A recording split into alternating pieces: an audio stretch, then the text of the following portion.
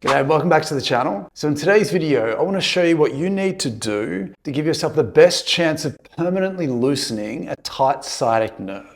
And regardless of whether you come to this video because you've got some sciatic nerve related pain, or you just want to feel like the back of your leg becomes more flexible, the principles that we need to go through here are obviously trying to figure out how to mobilize that restricted nerve itself. But if we're not also going through the broader context of why that nerve is tight in the first place, then you may never get to the stage where you feel like it's permanently become loose. So let's get into it. So the first thing we need to get to before we delve into these exercises is that we need to establish an initial baseline of how tight or symptomatic your sciatic nerve feels to begin with, so that as we go through each one of these exercises, you can immediately come back and recheck to see what impact these exercises have actually had on you and your symptoms. So clinically as a physiotherapist, one really simple test that I do to establish how tight or involved the sciatic nerve might be is essentially a straight leg raise. And all we need you to do here is if you can lie down, straighten one leg out, and then bend your other leg to about 90 degrees. From here, if you can reach behind and hold behind your thigh, foot bent back, and then all you want to do is just gently straighten your leg as far as you feel comfortable. Take note of obviously how far you feel you can go, but also where you feel some of that tightness. Because what we're trying to do here is the sciatic nerve runs straight down the back of your leg. So by bending your foot back, we create some tension at that end. And then as we straighten the leg, you'll get a good sense of where or how tight that sciatic nerve feels. So once you've established your initial baseline and you've got a really strong understanding of how tight your sciatic nerve may or may not feel, the first thing we want to try and do to mobilize the tight sciatic nerve is do a lower back mobility exercise. You may know anatomically that sciatic nerve originates from the levels of your lower back, then it blends into a really thick nerve that goes straight down the back of your leg and then branches off to supply different parts of your tissue. So if you're trying to mobilize sciatic nerve tightness and you aren't starting at the origin of that nerve at your back, then again, it's almost impossible to expect that that sciatic nerve neural tension will permanently go away forever. If you have some lower back pain or lower back dysfunction, please make sure that you are having that looked after, because if your tissue is irritated, annoyed, damaged, bulged, compressed, and generally dysfunctional, you may need specific advice to restore normal function as quickly as possible. But for the most part, if you don't have lower back pain and you're just dealing with tightnesses and stiffnesses, then what we want to get you to do is to grab a ball. You can definitely do this with a foam roller, but we'll start with the ball because it's very specific and it's also a little bit more respectful than maybe jumping straight onto a foam roller. But again, what we're looking for, as we always do with these videos, is we want to start hunting from about the base of your rib cage and then systematically work our way down to the base of your back.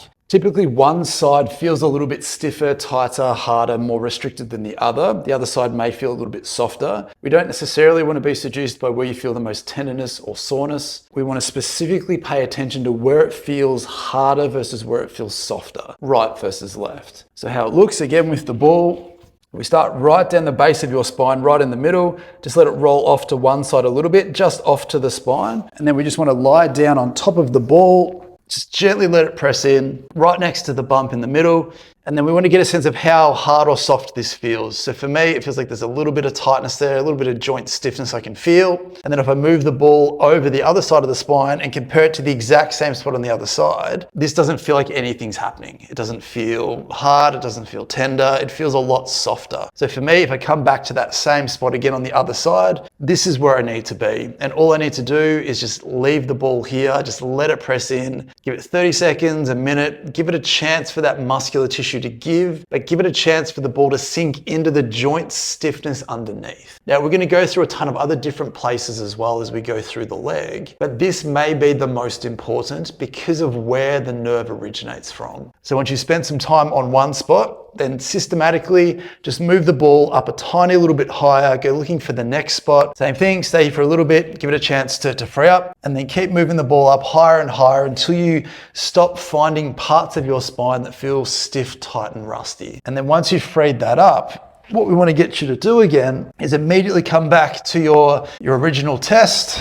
We again try to have your thigh in the same position, bend your foot back, and then take your leg up as far as you feel comfortable. Hopefully you'll see visually that maybe it goes that little bit straighter than it did before. But ultimately, it only matters how you feel, and we need to make sure that if you free up some of those stiffnesses, that you genuinely feel an immediate improvement in how loose or unrestricted that sciatic nerve feels. So once you've established that sense, then we can start to work our way down through the leg, targeting specific muscle groups that can become tight around that nerve that may also be contributing to how tight your sciatic nerve feels. So once you've unglued some of the potential restrictions at the origin of that sciatic nerve, we can now start to work our way down through the course of that nerve to look for any common tight spots that might also be contributing to that sense of pulling slack out of that sciatic nerve. And anatomically, the piriformis muscle is widely recognized as being very closely associated with that sciatic nerve. And the reason for that is the sciatic nerve can either pass directly through that piriformis muscle or just closely next to it. So if that muscle in its own right has become tight and restricted, it can contribute to that slack being pulled out of that nerve. And then it can create this vicious cycle where it can irritate the nerve, then the nerve can create more muscle tightness, and so on and so forth.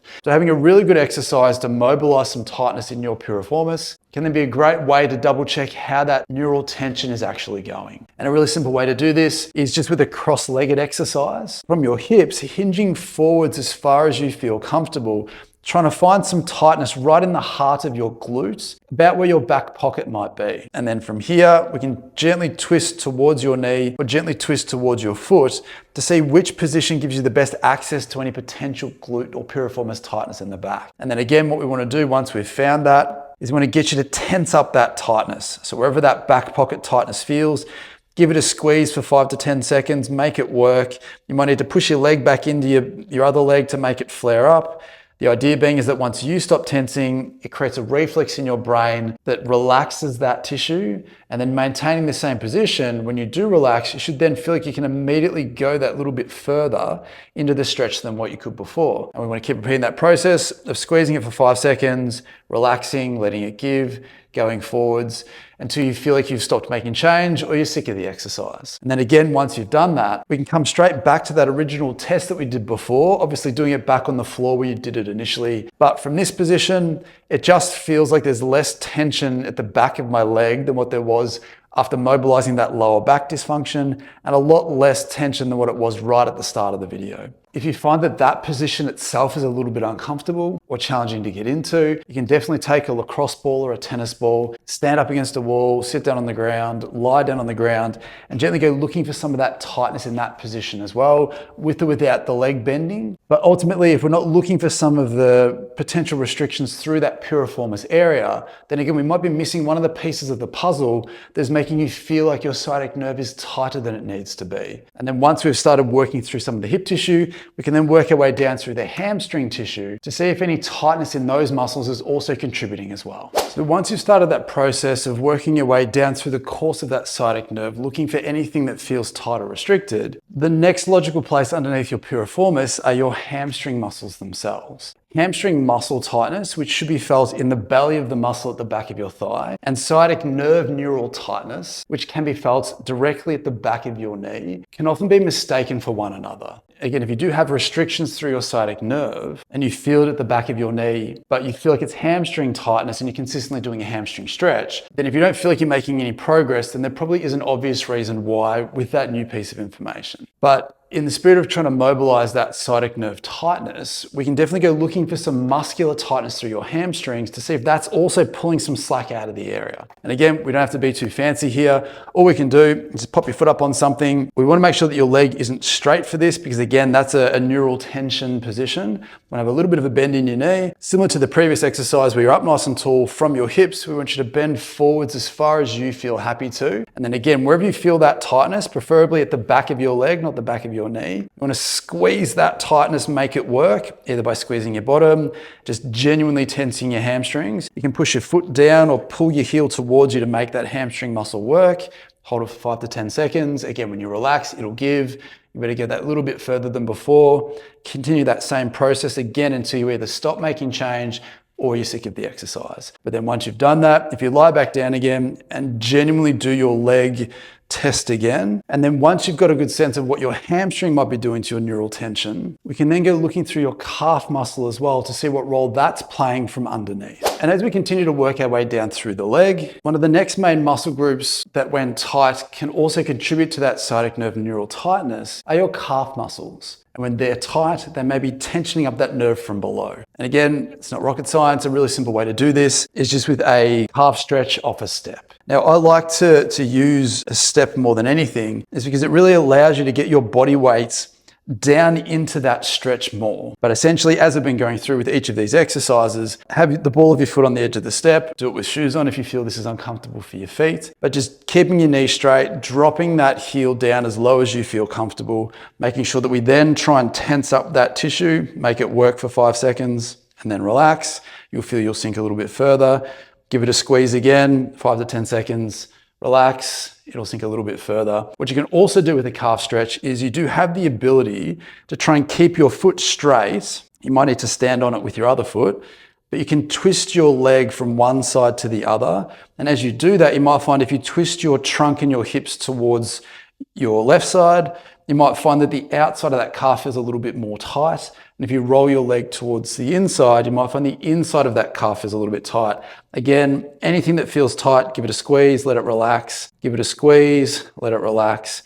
Keep hunting around for anything and everything that feels tight through that calf. And then again, immediately come back and do your nerve gliding again to see what may have changed for you. So the final part of the body that we're going to look at is we're actually going to go looking underneath the heel of your foot. Clinically, putting a ball underneath the heel of your foot can potentially release one of the handbrakes that might be pulling your nerve tight from underneath. And what we want to do, as we said, if you can do your initial leg test to begin with, then place your heel on the ball and literally with your toes on the ground, put some pressure down through this and just gently try and shear that tightness or anything that's tender or thick or restricted free. If you find it in sitting, it's not quite as hard as you'd like it to be, you're welcome to stand up and get out of that sort of position, put some more body weight through there, go hunting on the inside of that heel, go hunting on the outside of that heel, all the way down to sort of the front of that heel before it gets to your arch, and go looking for anything that feels tight, restricted, potentially tender, thick, it doesn't matter what it is,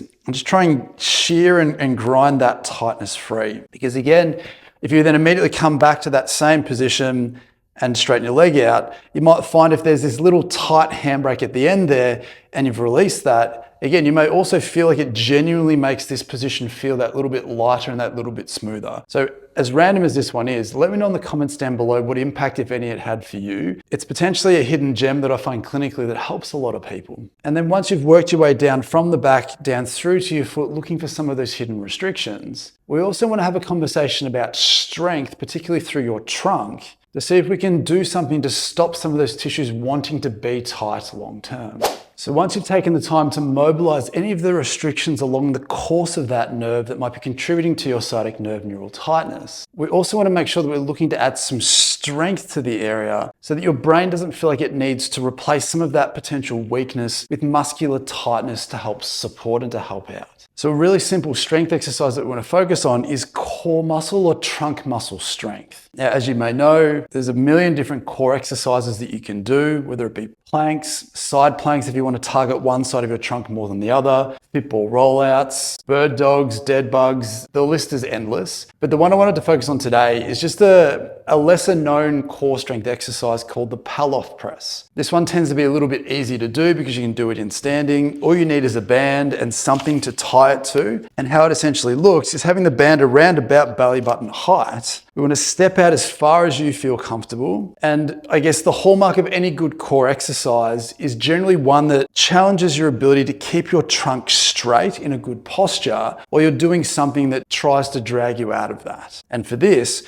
what we're trying to do is in a nice tall posture with a little bit of a bend through hips and knees just to add a little bit more challenge to the exercise. When you have your hands in front of you, step out as far away from the band as you can. And all we're looking to do is to keep everything the same and just extend your arms as far as you feel comfortable. Now, for obvious reasons, the band is trying to pull you backwards. So what we're trying to do here is we're trying to maintain a strong trunk position despite how far out your hands go. Now, depending on how hard the band is, depending on how strong or weak your core muscles feel, you may only need to start relatively small. Your movement window may be reduced because of that. But the more you do this, You should eventually, over the next couple of days or weeks, feel like you can go further and further and further before you fatigue yourself. General strength principles indicate that we want to do about 3 sets of 10 to 12. We need to experience fatigue. So if you have good technique and you can get to that 3 sets of 10 to 12, and you don't feel any meaningful fatigue, then the band was probably too easy, or you haven't come out far enough away from the band to make it challenging for you. So if you can go chase that fatigue in a good posture, it's going to strengthen some of those core muscles, those trunk muscles over time, which should create a better environment for your lower back to function within. And then once you've found a way to fatigue your core muscles sufficiently, we can now get to a sciatic nerve mobility exercise to see how that affects your sciatic nerve mobility.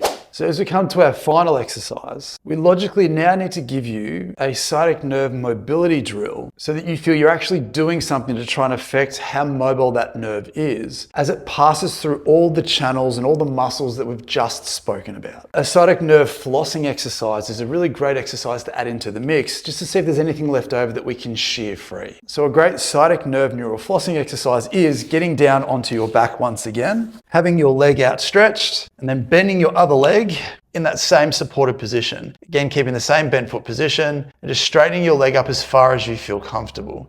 But the difference here is instead of holding that position, because it's a flossing exercise, we want to do 10 or 15 repetitions where after the first one, you take an initial sense of where you feel your tightness relative to where the roof might be, and then assuming that your thigh stays in the same position. As you get through 10, 15 of these exercises, you should feel that your foot starts to go further and further back than it did from when you started. And then see how much more mobility you can get on top of all the muscular targeted exercises that we've just done. And so once you've got a really good understanding of where your restrictions might be, and you've hopefully then found ways to mobilize those restrictions so you're feeling instantly looser to some degree, the last thing that we need to talk about is we need to try and understand why we're here in the first place. Why is that exact part of your back stiff? Why is your sciatic nerve potentially on one side more than the other tighter than it needs to be? Based on my experience, the single biggest cause for why certain parts of your spine, whether it be the joints or the nerves that come from your spine, have become tight is often a reflection of the basic shapes and postures that you put that tissue into the most throughout the day. And this may sound surprising, but we're generally talking less about the active, interesting things that you do throughout the day. So walking, lifting, using your body, which is normal. We're actually talking most likely about the common sedentary, stationary shapes that you get into the most throughout the day. So as always, we're talking about sitting at a desk at a computer, sitting down using your phone, using a laptop, sitting into the couch watching TV, driving a car. It can be someone again who stands and leans over a lot throughout the day, like a physiotherapist or a chef. The constant shapes and postures that you put your spine into starts to determine where the hinges and isolated loading goes. So if you've used your roller or your ball and you found a very specific part of your lower back on one side, that is stiffer and tighter than you expected. And when you release some of that stiffness and tightness, you feel a lot of increased slack through your sciatic nerve, then there has to be a reason why that exact part of your spine has become dysfunctional and is pulling slack out of the nerve. And if it does relate back to some basic shapes and postures that you're into, then ultimately you cannot expect to permanently free yourself of this sciatic nerve dysfunction if you don't then take a look at the boring shapes and positions you put that tissue into the most throughout the day. Because if you can start to rewire those shapes a little bit more, make them a bit more even, make them more symmetrical, maybe sit down less, move around more, then we're not changing the environment that maybe pushed you down that slippery slope to help you end up where you may currently be. And for me as a physiotherapist, as soon as you change some of those background things that are maybe hard to appreciate without having conversations like this, then we can see some really strong long-term changes in this dysfunction. So as always, I genuinely hope that was helpful. If it was, please let me know by leaving a comment down below. Which exercise did you find the most beneficial? Please consider leaving a like rating on the video, subscribe to the channel if you like this type of content and you want to see more. But ultimately, I genuinely hope that was helpful for you, and I hope to see you in the next one. Bye.